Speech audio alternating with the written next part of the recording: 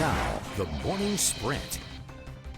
At 6:52, it's time now for our Wednesday morning sprint here on Good Morning Northwest. We'll check in with our chief meteorologist, Kristen Walls, in just a moment. But first, here's a look at today's top stories. 2 people are recovering following a shooting in Toppenish. Police say last night in the 200 block of Dayton Avenue, a 28-year-old man and a 31-year-old woman were approached by 2 men that ended up shooting them multiple times. The suspects are described as possible Native Americans, both with gray hooded sweatshirts and blue bandanas. The victims were taken to the hospital, their conditions unknown at this time. According to the police, they believe the shooting is gang-related.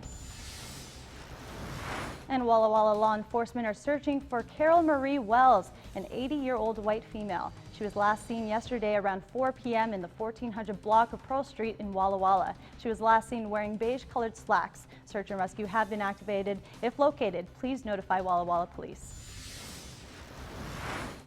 And Benton County Commissioners took control of the Benton County Jail. This happened after a vote yesterday to take it from the Sheriff's Office. Commissioner Delvin and Beaver voted for it, while Small was against it. Delvin said one of the biggest concerns was the money owed to the Lords, the jail's mental health service provider. The county commissioners are legally able to take the jail over.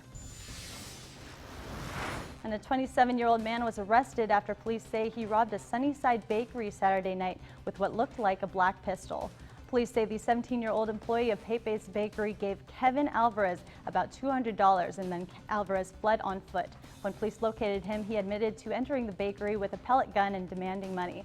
Alvarez told police he spent the money on drugs and alcohol. He now faces first-degree robbery charges. It's also a problem to our business and a financial problem, but it also floods the streets with narcotic medications and other prescription medications that can now be bought by anyone on the street.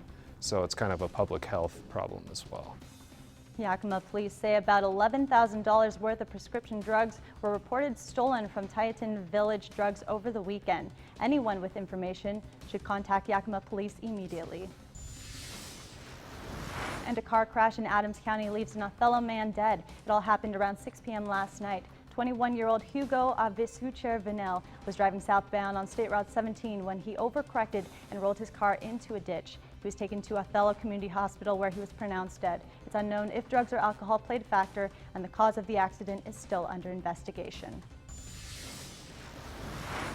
And the cause of how a truck ended up in the Columbia River over 26 years ago remains a mystery. Last week, a couple was scuba diving in the river at Hat Rock State Park when they stumbled upon a submerged truck. The Umatilla County Sheriff's Office ran the license plates and saw it belonged to Maynard Cohen, who had been reported missing since 1993. Skeletal remains and Mr. Cohen's driver's license were found inside the vehicle. The remains have been sent to the Oregon State Medical Examiner's Office to be positively identified.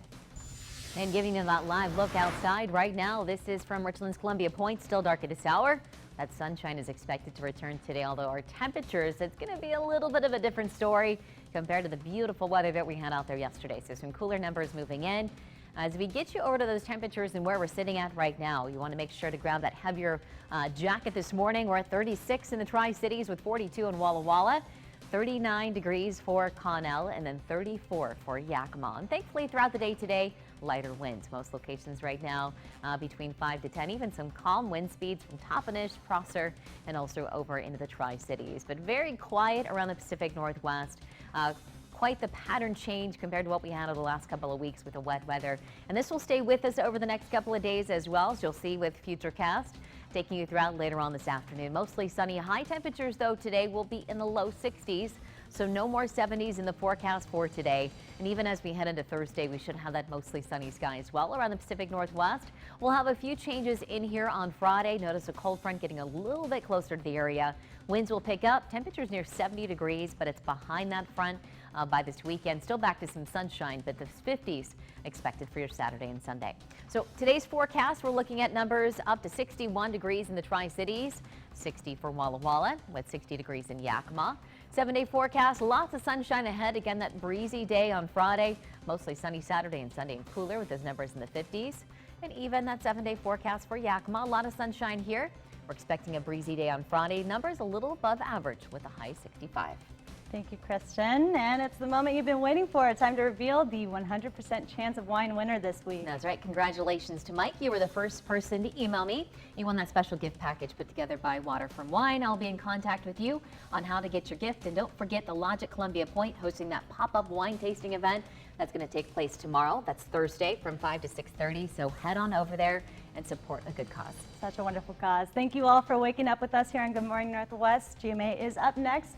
Have a wonderful Wednesday.